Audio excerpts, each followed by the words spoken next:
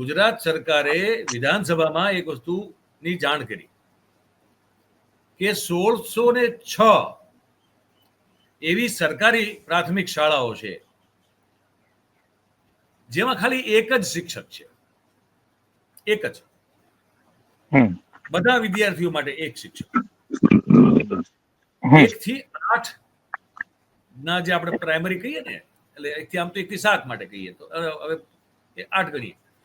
એમાં શું કહેવા માંગે છે કે એક તો એમાં એક જ શિક્ષક છે. 1606 ગવર્મેન્ટ રન પ્રાઇમરી સ્કૂલ જે છે, એક જ ટીચરથી બધા જ વિદ્યાર્થીઓને ભણાવવામાં આવી રહ્યા છે 1 થી 8 માટે.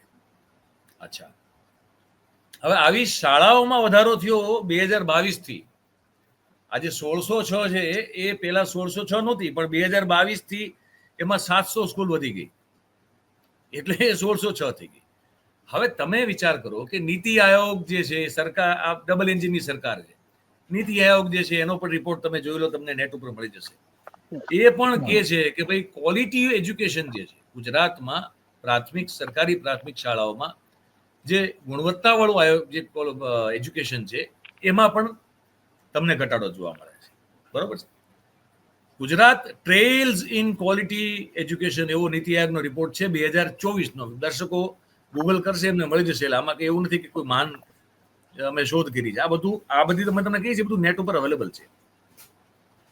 તમે ડિસ્ટ્રિક્ટ વાઇઝ પ્રોફાઇલ જોવા જશો સરકારી શાળાઓનો, તો એ પણ તમને નેટ ઉપર આ લોકો જેટલો મૂકે છે એટલો અવેલેબલ છે. પછી શું કરે છે આ લોકો કે પછી મોઢું સંતાડે, એટલે વાત સાચી લોકો સુધી પહોંચે ને તો બહુ તકલીફ પડે. વિધાનસભા પણ બને એટલી ઓછી ચાલે છે, કારણ કે ત્યાં પૂછે સવાલ કોઈ ધારાસભ્ય તો એનો જવાબ દેવો પડે. જવાબ દેવા માટે તમારે વિધાનસભા સત્ર ચલાવવું પડે. સત્ર ચાલે તો કોઈ સવાલ જવાબ થાય, સવાલ જવાબ થાય તો જવાબ દેવો પડે.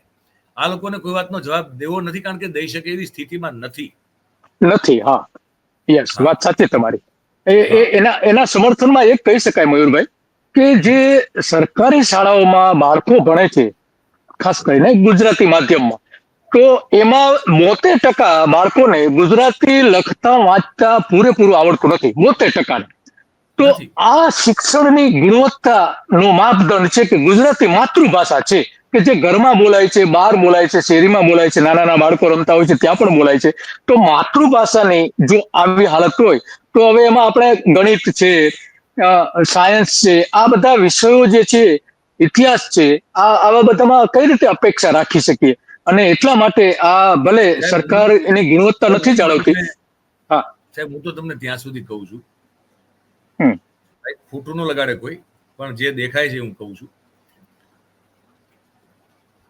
મીડિયામાં કામ કરતા, એટલે પછી એ છાપું હોય, અખબાર હોય, કે આપણું ઓડિયો વિઝ્યુઅલ હોય, ડિજિટલ હોય, કે સેટેલાઇટ ગુજરાતી ચેનલો, ન્યૂઝ ચેનલો હોય, સાહેબ ગ્રામરની તો મારે શું કેવું તમને, એટલે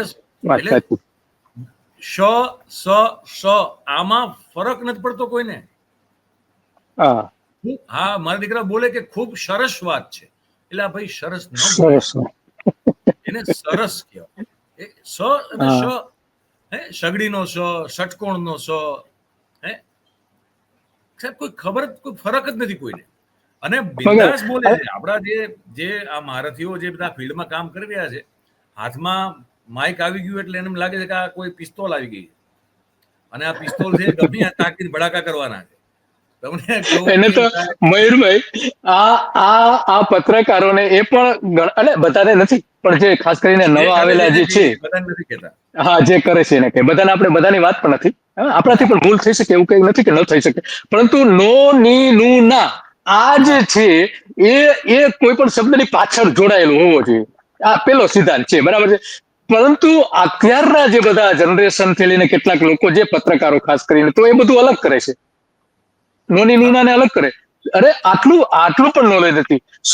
સ્વરની વાત તો જવા દો, સ્વરની વાત જવા દો, પરંતુ આ એક સામાન્ય સિદ્ધાંત છે, પણ એને પણ અમલ કરતા નથી. તો આવી હાલત આપણી સરકારી શાળાઓની પણ છે, કારણ કે આપણે બધા આવીએ છીએ તો હું ને તમે સાહેબ સરકારી શાળામાંથી આવીએ છીએ. મને તો આનંદ છે કે હું તો વાંકાનેર તાલુકા નંબર 1 શાળામાં ભણીને મોટો થયો, બરોબર છે. એના પહેલા હું જોકે મને મારો એવો એક સિલસિલો છે કે મને પહેલેથી સ્કૂલો વાળા જે છે કાઢી મૂકતા, અથવા તો મારા બાપાને કહેતા કે આને લઈ જાઓ ભાઈ, આ નહીં ચાલે અહીંયા. એ મામલો અલગ છે આખે આખો. તોફાન બહુ કરે છે. એટલે મેં તમે પણ મયુરભાઈ દરેક ગુજરાતના 1 થી 7 માં મેં 3 શાળાઓ બદલાવેલી છે. એટલે મારે બદલવી પડી હતી, કારણ કે હું સવાલ પૂછું માસ્તરોને ગમે નહીં. આ પત્રકાર મૂળ જન્મજાત આપણે હતા, એ આપણને પછી ખબર પડી કે આપણે મૂળભૂત સવાલ પૂછીએ તો એ સાહેબોને ગમે નહીં. પણ છતાંય વિથ ઓલ ડ્યુ રિસ્પેક્ટ, એ સાહેબોનું જે સ્તર અને ક્વોલિટી હતી એ બહુ સારી હતી ભાઈ, બહુ સારી હતી. અને મયુરભાઈ તમને પણ કહું કે હું પણ સરકારી શાળામાં જ ભણેલો છું. અમારા ગામમાં આફ્રિકામાં વસેલા એક જે શેઠ હતા, એને શાળા બનાવી આપી હતી, મકાન બનાવી આપેલું, એમાં ભણેલો. પણ એમાં એક મોહનભાઈ કોરોજા કરીને મારા શિક્ષક હતા. તો એમની ટેવ એવી કે એ પ્રાઇમરીમાં જ બાળકોને ન્યૂઝપેપર વાંચવા માટે આપે, છાપું વાંચવા માટે આપે. એમાં દરેકનો વારો આવે કે ભાઈ તમારે આ સમાચારો વાંચવાના છે. તો એ દરેકની પાસે વંચાવે. તો પછી મને એમ થયા કરતું હતું કે હું પત્રકાર કેમ થયો. પરંતુ પછી જ્યારે ધીમે ધીમે મને થયું કે નહીં, આમાં ક્યાંક તો એવું છે. પણ મૂળ અહીંથી શરૂ થયું કે આ જે સમાચાર વાંચતા હતા, અમે વાંચતા હતા. તો ત્યારથી કે એક શિક્ષક શું કરી શકે, જો આ પત્રકાર પણ શાળામાંથી પણ પેદા કરી શકે છે. તો આ શાળાનો પ્રભાવ છે, અને એ પ્રભાવ દિવસે દિવસે વધવો જોઈએ. એને બદલે હવે ખરેખર ક્વોલિટીની દ્રષ્ટિએ નથી વધતો. તમે જે એક પ્રશ્ન પૂછ્યો તો બહુ સરસ પ્રશ્ન પૂછ્યો હતો કે આપણા મુખ્યપ્રધાન કહી રહ્યા છે કે ઘટી રહી છે શાળાઓની સંખ્યા. પરંતુ 24-25 ના આંકડાઓ જે છે એ મળેલા છે મયુરભાઈ, 24-25 ના એ રીતે મળેલા છે કે જે ખાનગી શાળામાંથી સરકારી શાળામાં વિદ્યાર્થીઓ કેટલા ગયા હતા. અલગ અલગ જિલ્લાઓના આંકડાઓ સરકારે પોતે જાહેર કરેલા છે. અને એ 2024-25 ના આંકડા છે, આગલા વર્ષના, ગયા વર્ષના. તો એમાં 37,000 વિદ્યાર્થીઓ, લગભગ 38,000 ની આસપાસ, 37,786 અમદાવાદ જેવા, જેને કહેવાય છે કે આર્થિક પાટનગર કહેવાય છે અમદાવાદને. તો એમાંથી સરકારી શાળાઓમાં ગયા હતા, ખાનગી શાળામાંથી સ્થળાંતર કરીને ગયા હતા.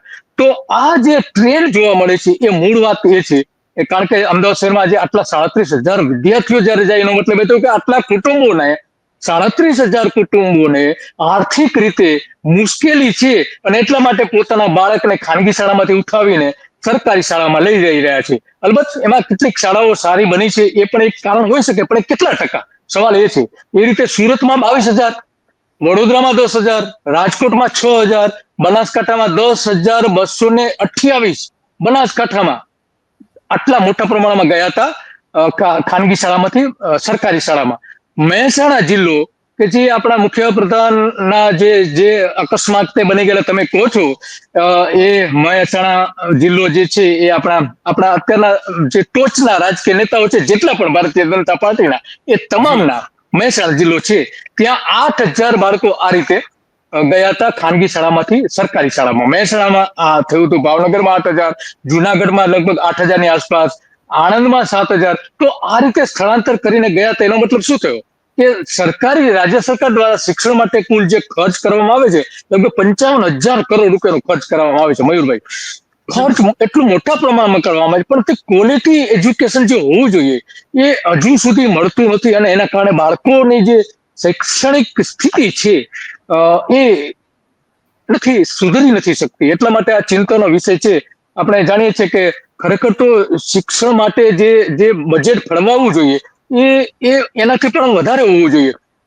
ભલે તમે 2023-24 ની સરખામણીમાં 11,000 કરોડ રૂપિયા વધારો કર્યો હતો.